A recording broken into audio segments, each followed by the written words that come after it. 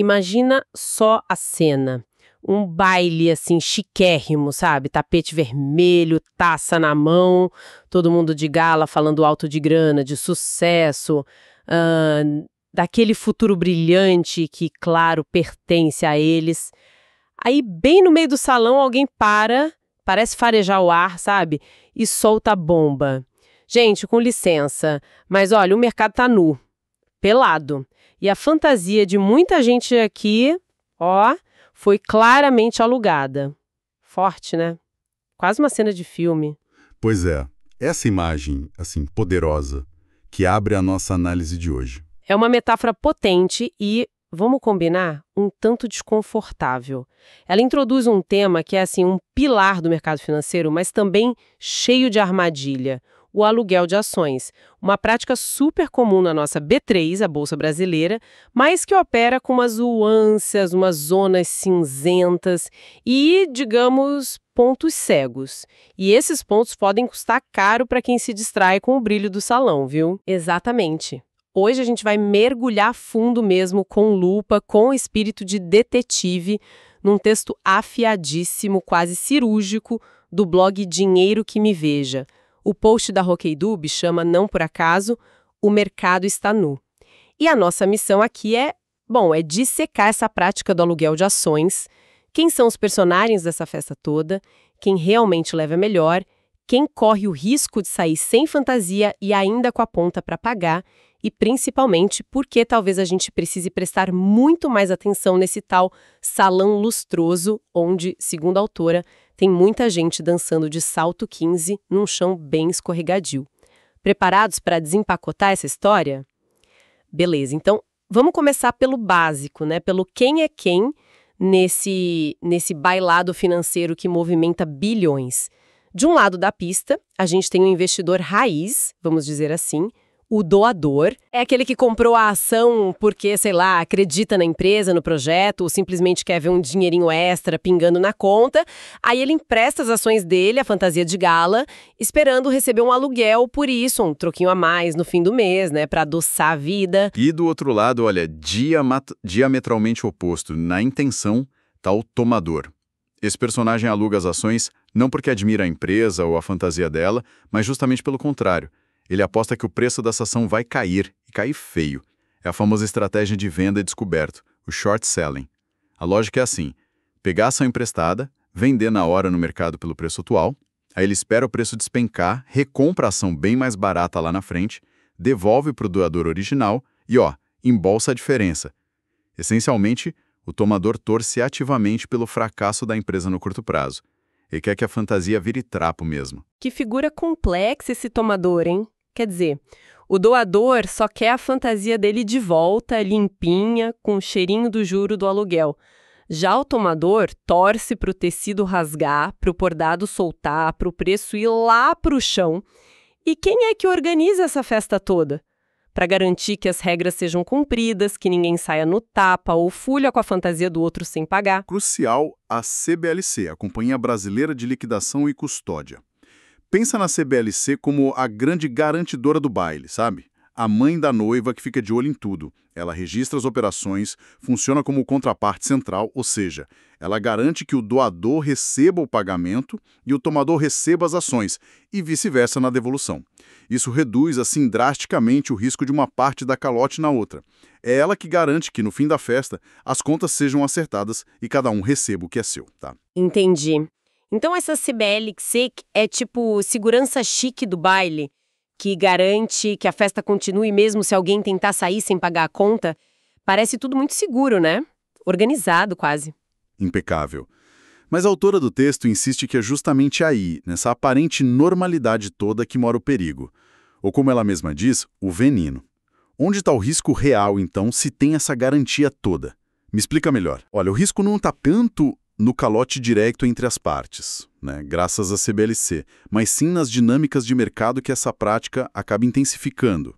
O que é fascinante e preocupante, segundo a análise dela, é olhar os detalhes por trás dessa organização. O texto aponta para ações que estão lá no topo do ranking de aluguel, ou seja, muito procuradas pelos tomadores, e que pagam taxas de aluguel altíssimas. Só que Ao mesmo tempo, essas mesmíssimas ações tiveram um retorno pífio, ou até negativo, para quem manteve em carteira, para o doador. São as queridinhas de quem aposta no caos, na promoção relâmpago da queda de preço. Nesses casos, os tomadores que apostaram contra, podem estar rindo à toa, lucrando com a desvalorização que eles mesmos ajudaram a potencializar. Uma queda que o próprio tomador estava, de certa forma, incentivando. Que loucura! E imagino que o contrário também aconteça, né? Aquele tomador que se acha o gênio das finanças, aluga mundos e fundos de uma empresa sólida, apostando na queda. E de repente, a ação sobe firme e forte, e aí? Exatamente, o texto menciona esses casos também. Tomadores que apostaram na queda de empresas mais resilientes, com bons fundamentos, sabe? E acabaram espremidos, é o famoso short squeeze. Eles precisam recomprar as ações para devolver para o doador, só que o preço subiu. E a correria para comprar pressiona o preço ainda mais para cima. É uma forma, digamos, bastante eficiente de perder dinheiro rapidinho, como a autora ironiza. Não basta ter planilha e, uma certa arrogância. O mercado tem lá suas vontades, né? E às vezes o tombo feio é justamente do especulador que se achava esperto demais. E falando em arrogância e em riscos que vão além do preço, a autora toca num ponto que dói: a liquidez. Ou melhor, a falta dela. Ela descreve situações onde tem papéis sendo negociados no mercado de aluguel que precisariam de mais de 10 pregões, mais de 2 semanas de negociação para serem totalmente liquidados, ou seja, para que todo aquele volume alugado pudesse ser vendido no mercado sem afundar o preço de vez. Isso é assustador. É um ponto crucial, sim. Liquidez é a capacidade de transformar um ativo em dinheiro rápido, sem perder muito valor, né? Quando a liquidez é baixa e o volume alugado é alto, como descrito aí, cria-se um cenário bem perigoso. Se o mercado vira bruscamente, se surge uma notícia ruim e todo mundo quer vender ao mesmo tempo, especialmente os tomadores que precisam recomprar para devolver, a porta de saída fica estreitíssima. É tipo um teatro lotado com uma única saída de emergência pequena. Muita gente pode ficar presa, vendo o valor derreter sem conseguir sair da posição a tempo. O risco de pânico e perdas exponenciais aumenta muito. Nossa, é tipo você alugar sua casa de praia para uma festa que parecia tranquila, né? Esperando aquele lucrinho, e quando volta, encontra tudo de pernas pro ar, a piscina cheia de espuma colorida, um DJ tocando funk proibidão na sala, credo. A casa ainda é sua, tecnicamente, mas o estrago é gigante e dá um trabalho danado para arrumar e voltar ao normal. E o pior, segundo a autora, é que, no meio dessa confusão toda, quem deveria zelar pela ordem do baile, tipo os gestores de fundos, os analistas, muitos parecem seguir alheios, quase blasé, talvez confiando demais naquela tal mão invisível do mercado que, nas palavras ácidas da autora, deve estar mais ocupada dando risada da nossa ingenuidade do que botando ordem na casa. Essa percepção de uma certa displicência, ou talvez um foco excessivo no curto prazo, é um tema forte no texto dela. A pressão vendedora que é gerada pelo alto volume de aluguéis é um fator muito relevante que ela aponta. Quando muitos tomadores alugam ações para vender imediatamente, no short selling, isso aumenta artificialmente a oferta daquele papel no mercado. E essa pressão vendedora adicional pode, sim, empurrar o preço para baixo, criando uma distorção que não reflete necessariamente a saúde real da empresa, os fundamentos. Essa dinâmica pode afetar o preço de ações individuais e, por consequência, até mesmo o desempenho de índices como o Ibovespa. A análise fundamentalista clássica, olhar o lucro, os dividendos, a gestão, a dívida, parece que perde espaço para essa camada de especulação de curto prazo focada só no sobe e desce do preço. Que vira quase um desfile de moda bizarro, né? Sem critério nenhum de qualidade.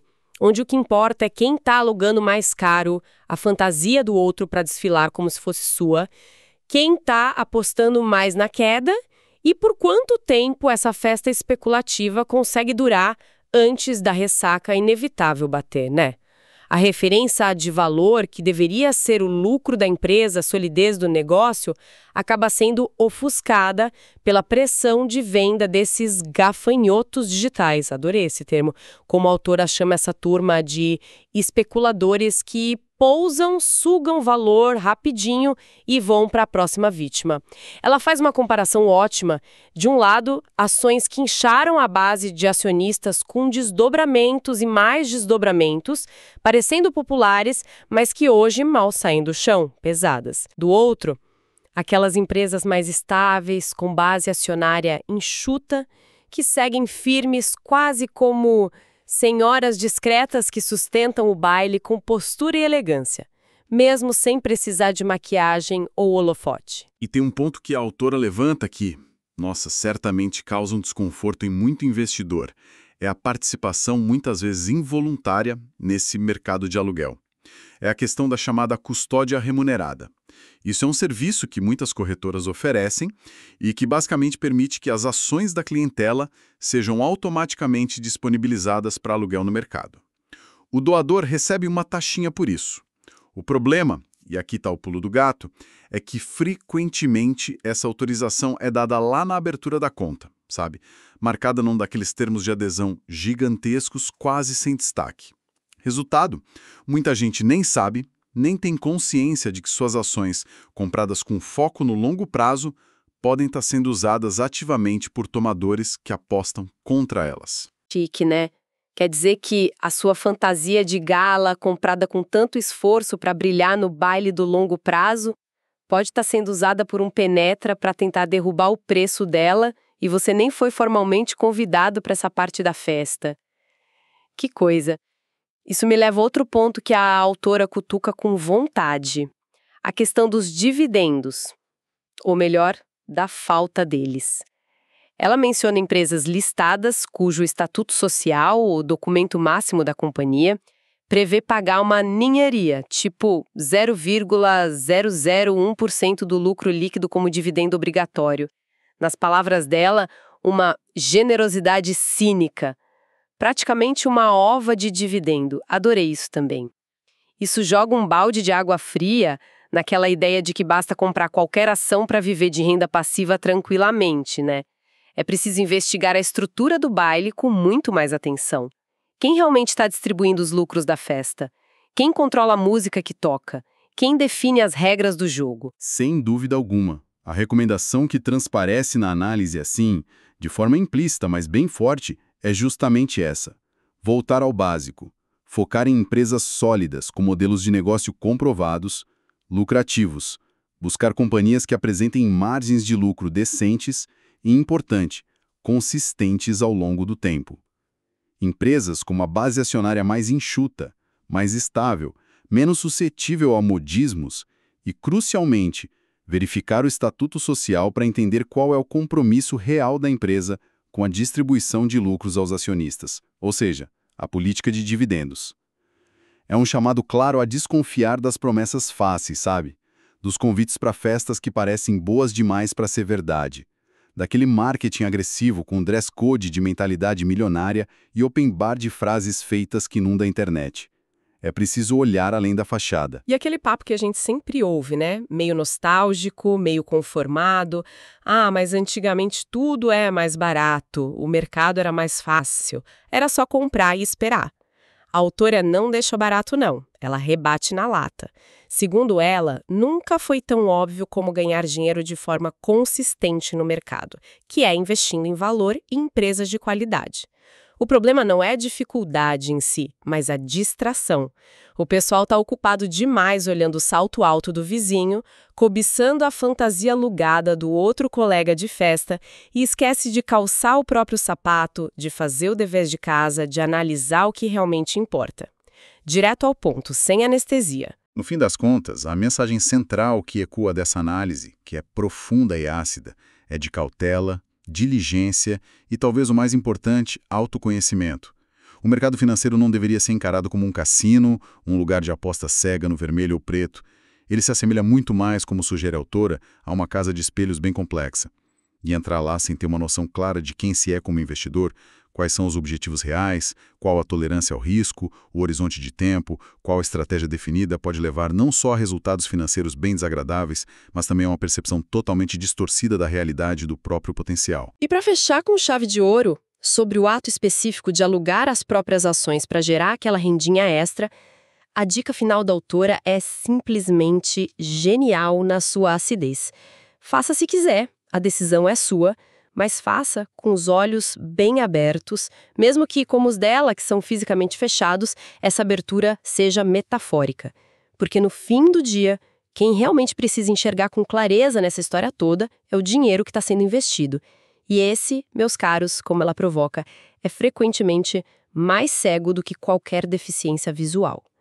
Pesado, mas dá muito o que pensar, né? Uau!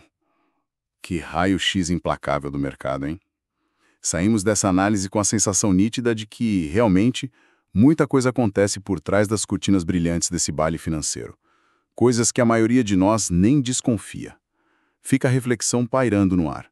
Será que a gente está só como espectador, observando a festa de um camarote seguro? Ou será que, sem nem perceber, a gente já está lá no meio da pista, talvez até com a nossa própria fantasia sendo alugada por aí, gerando lucro para um tomador que a gente nem conhece?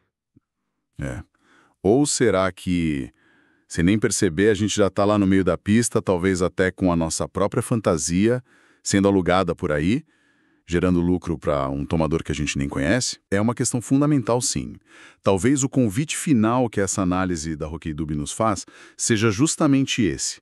Olhar para a própria carteira de investimentos, para a própria estratégia, não com complacência, mas com um olhar mais crítico, mais investigativo. Será que as fundações das nossas escolhas são realmente sólidas, baseadas em análise, em fatos?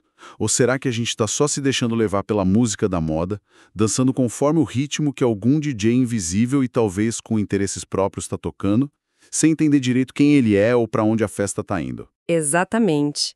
É hora de checar se a nossa fantasia é própria ou alugada e se está sendo usada na festa certa. E aí, o que mais marcou quem nos ouve nessa história toda? Alguém já teve alguma experiência marcante, boa ou ruim, com o aluguel de ações? Ou acabou de descobrir que talvez precise verificar as configurações da conta na corretora sobre essa tal custódia remunerada? Conta pra gente nos comentários, a gente quer muito saber a opinião e as histórias. E claro, se curtiu essa análise mais profunda e sem papas na língua, não esquece de se inscrever no nosso canal para não perder as próximas conversas, tá? Queremos deixar um agradecimento gigantesco e muito especial ao professor Júlio Facó pela curadoria impecável desses materiais que nos provocam a pensar fora da caixa, como este texto incrível da Hokkaido. E claro, nossa gratidão pela parceria com o blog Dinheiro que Me Veja e a mente brilhante e irreverente da própria Hokkaido. Que texto necessário. Quase um tapa de luva de pelica para acordar o investidor. Por hoje é só, pessoal. Fiquem com essa pulga atrás da orelha sobre o baile do mercado. Até a próxima análise.